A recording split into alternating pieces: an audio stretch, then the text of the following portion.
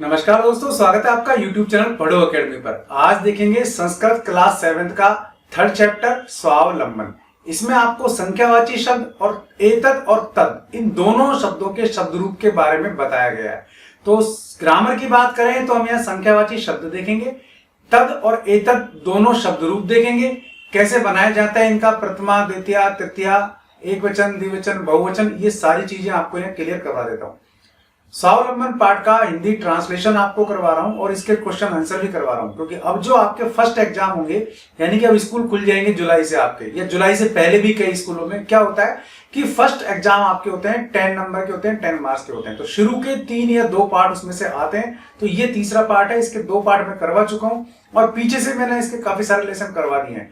तो क्लास 7 की Sanskrit class book आप देख रहे हैं फिलहाल यहाँ, और 10th की मैं पूरी किताब करा चुका हूं इसमें, 9th की मैं पूरी करा चुका हूं इसमें।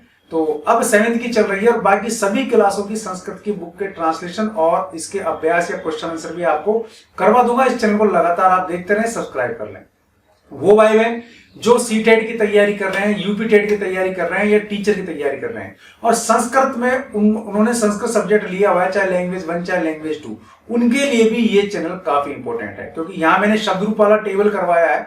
इस एक टेबल से आप सभी शब्द रूप बना पाएंगे और शब्द रूप के काफी सारे क्वेश्चन आते हैं आपके, चाहे एकेडमिक में हो चाहे कॉम्पिटिशन में हो। चलिए फिलहाल देखते हैं लेसन चैप्टर 3 क्लास 7 संस्कृत का स्वावलंबन। क्लास 7 का थर्ड लेसन है, आप यहाँ देख रहे हैं स्वावलंबन। ये पाठ हमें स्वावलंबन की सीख देता है। स्वावलंबन यानी कि इस पाठ में हमें शिक्षा मिलती है कि किस प्रकार से हमें अपने कार्य स्वयं करने चाहिए और कार्य करने में शर्म महसूस नहीं करनी चाहिए। इसकी विशेषता क्या है? इसमें एक तो संख्यावाची शब्दों का परिचय आपको मिलेगा, दूसरा तद और एतद शब्द, ये दोनों के रूप भी आपको यहाँ देखने को मिलेंगे। चलिए पाठ का हिंदी अनुवाद देखते हैं, फिर इसके क्वेश्चन आंसर भी देखेंगे। ये है क्लास 7 का लेसन थर्ड स्वावलंबन। कृष्णमूर्ति श्रीकंठ च मित्रे आस्ताम। कृष्णमूर्ति और श्रीकंठ दोनों क्या थे? मित्र थे। श्रीकंठ से पिता समृद्ध आसीत। श्रीकंठ के पिता समृद्ध थे, आसीत माने थे, पास्ट टेंस हो गया। अतः तस्य भवने सर्वविधानी सुख साधनानि आसन। अतः उसके घर में सभी प्रकार के सुख साधन थे। तस्मिन् विशाले भवने, उसके विशाल भवन में, चत्वारिंशत् स्तंभा आसन, 40 चत्वारिंशत् आसन यानी कि 40 खंबे थे उनके घर में। तस्य 18 प्रकोष्ठेषु 50 गवाक्षा, चतुश्चत्वारिंशत् द्वाराणि, 36 विद्युत व्यजनानि च आसन। देखो ये संख्यावाची शब्दों का परिचय आपको मिल रहा है, तो ये भी देखते जाओ। चत्वारिंशत्, चत्वारिंशत् कितने हो गए? 40 स्तंभ हो गए। तस्य 18 प्रकोष्ठेषु, उसमें कमरे कितने थे? 18 कमरे थे। 50 गवाक्षा और 50 उसमें खिड़कियां थी। चतुश्चत्वारिंशत् द्वाराणि है ना, 44, चतुश्चत्वारिंशत् 44 उसमें द्वार थे। 36 विद्युत व्यजनानि, 36 विद्युत व्यजनानि यानी कि उसमें 36 छत के पंखे थे।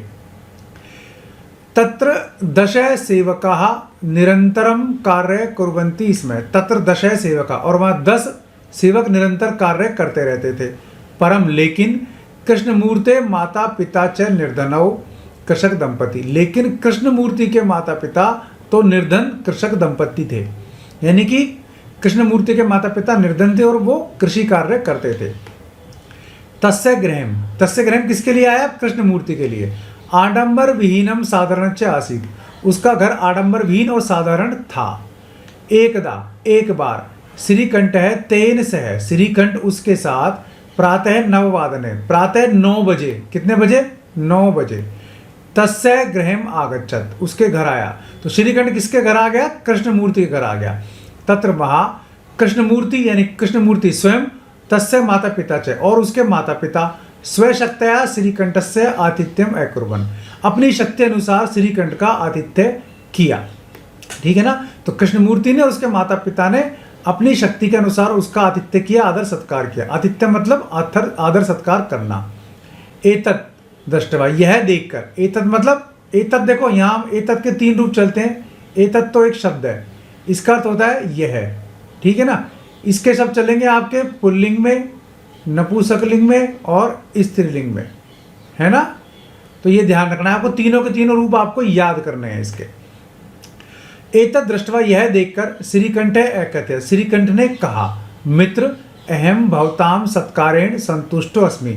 मैं भवताम मतलब आपके सबके सत्कार से संतुष्ट हूँ। सत्कारेण सप्तमी विभक्ति आ गई है ना, और संतुष्ट अस्मि संतुष्ट हूँ, अस्मि माने हूँ।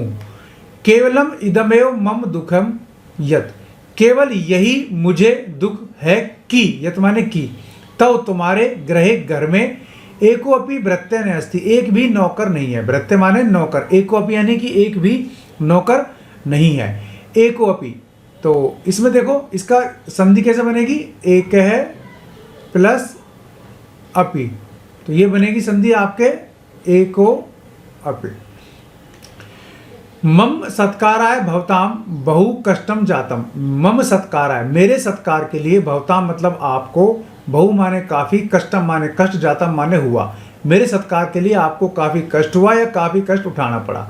मम गृहे तु बहवे कर्मकरा संति, मेरे घर में तो बहुत सारे कर्मकरा, किसको कहते हैं, नौकर, क्या बोलेंगे आप उसको, सर्वेंट, बहुत सारे हैं। तदा कृष्णमूर्ति अवदत्, तब कृष्णमूर्ति ने कहा, मित्र ममापि अष्टौ कर्मकरा संति, मेरे भी 8 नौकर हैं। कितने नौकर हैं, 8 नौकर। अब वो कौन कौन से देखिए, तेज है, वे हैं 2 पादव, 2 तो उसके पैर हो गए, 2 हस्तव, 2 उसके हाथ हो गए, 2 उसके नेत्र हो गए, 6 नौकर हो गए, 2 श्रोत्रे और 2 उसके कान हो गए। इस प्रकार 8 नौकर मेरे भी हैं। एते प्रतीक्षणम मम सहायका, ये प्रतीक्षण मेरे सहायक हैं। किंतु लेकिन तब भृत्या सदैव सर्वत्र च उपस्थिता भवितुम न शक्नुवन्ति, लेकिन तुम्हारे नौकर तो, भृत्य माने नौकर तो, सदैव हमेशा, सर्वत्र माने सभी जगह, सदैव और सभी जगह उपस्थित रहने में समर्थ नहीं है। तुम तु स्वकार्याय भृत्याधीन, तुम्हारे तो अपने खुद के कार्य भी नौकरों के अधीन हैं। यदा यदा ते अनुपस्थिता, जब जब वे अनुपस्थित रहेंगे, तदा तदा तुम कष्टम अनुभवसी, तब तब तुम्हें कष्ट होगा। स्वावलंबने तू सर्वदा सुखमेव, स्वावलंबन में ही सर्वदा सुख होता है। न कदापि कष्टम भवति, कभी भी कष्ट नहीं होता है। श्रीकंठ है अवद, श्रीकंठ ने कहा, मित्र तव वचनानि श्रुत्वा, तुम्हारे वचन सुनकर मम मनसी महती प्रसन्ना जाता, मेरा मन बहुत ही प्रसन्न हो गया है, हो जाता है। अधुना अहमपि, अधुना माने अब या आज से, अधुना मतलब अब, अहमपि मैं भी, स्व कार्याणि स्वयमेव कर्तुम इच्छामि, अपने कार्य स्वयं ही किया करूँगा। भवतु सार्ध 12 वादनम इदम, भवतु, अरे अब तो 12:30 बज गए हैं। कितने बज गए, 12:30 बज गए हैं। संप्रथम गृहम चलामी, हमें अब घर चलना चाहिए। तो अब यहाँ इसके नीचे हम देखेंगे क्वेश्चन आंसर, और आप देख रहे हैं यूट्यूब चैनल पढ़ो अकेडमी, फटाफट सब्सक्राइब कर लो। और जो आपके प्रथम टेस्ट होंगे उसमें ये आपके तीनों पार्टों में से क्वेश्चन आएंगे। तो हिंदी अनुवाद मैंने करा दिया है आपका स्वावलंबनम, और इसका अब मैं क्वेश्चन आंसर करवा रहा हूँ। उच्चारणम कुरुते, इनका उच्चारण करो।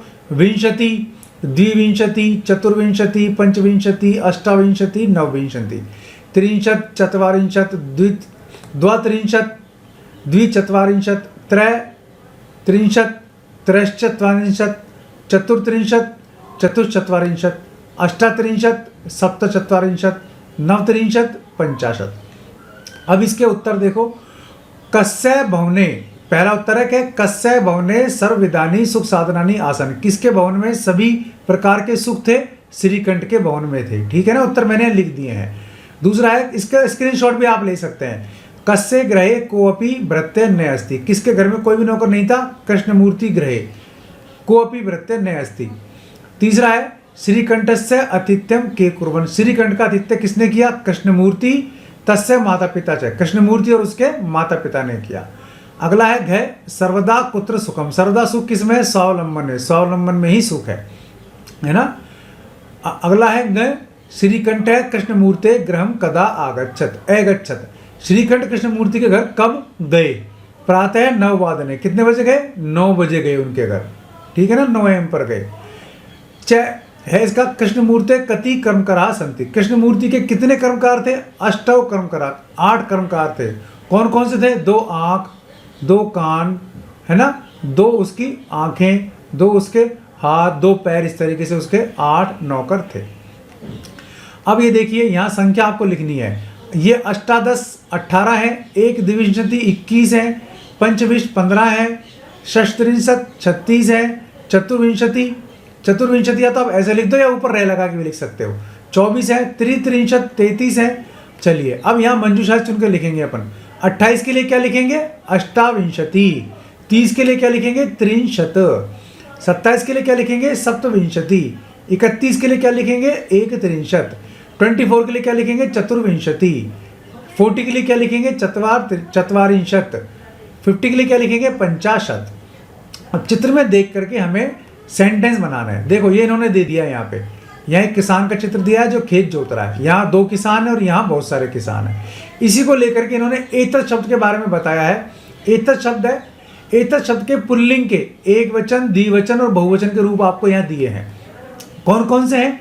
देखो, एषः, एते, एतौ, ठीक है ना। एषः ये तो एक वचन का रूप हो गया, एतौ द्विवचन हो गया, 2 मात्राएं आ गई, और एते ये बहुवचन रूप हो गया, ठीक है ना। अब कृषको भी द्विवचन है, कृषकः बहुवचन है और कृषक है एक वचन है। तो एक वचन बहुवचन क्या फर्क है? इसमें तो आ की मात्रा नहीं है और इसमें आ की मात्रा लगी हुई है। क्लियर? और द्विवचन में 2 मात्राएं लगी हुई है, ये भी क्लियर है।